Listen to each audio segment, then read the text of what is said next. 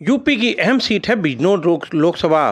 दिग्गजों का कुरुक्षेत्र मानी जाने वाली इस लोकसभा सीट पर क्या करतब दिखाएगी मायावती। मायावती ने निर्दलीय प्रत्याशियों के रूप में लड़ा था चुनाव। एक बार फिर चुनावी रण तैयार है, एक बार फिर चलेगा हाथी। चलिए दोस्तों, इन सारी खबरों को बड़े विस्तार से जानते हैं और आप लोगों से विनम्र निवेदन है, चैनल को सब्सक्राइब जरूर करिए क्योंकि मेरे आने वाली वीडियो का लिंक सबसे पहले आपको मिलेगा। चलिए आगे बढ़ते हैं। बिजनौर लोकसभा सीट वह सीट है जिसे बसपा सुप्रीमो मायावती और कांग्रेस की मीरा कुमारी पहली बार संसद पहुंची थी और यह वही सीट है जिस पर मायावती विलास पासवान जयप्रदा को हराने का स्वाद चखना पड़ा था।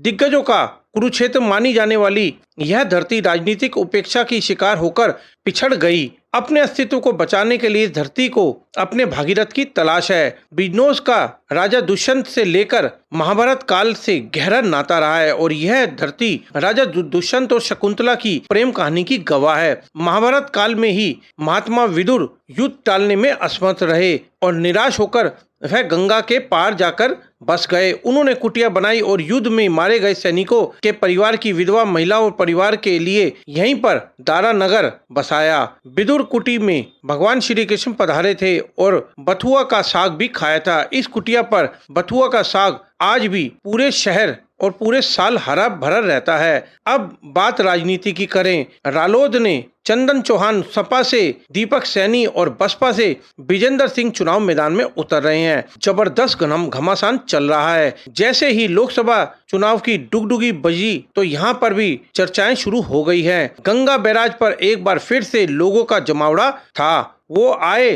तो थे फिर किसी काम से, लेकिन चर्चा छिड़ी तो बैठ गए। इसी बीच राजनीति की समझ रखने वाले चौधरी रामपाल ने ताल ठोक दी कि बिजनौर सीट पर जाट समाज चाहे उसे जिता सकता है, बशर्त यह है कि किसी भी कारण से एक हो जाए।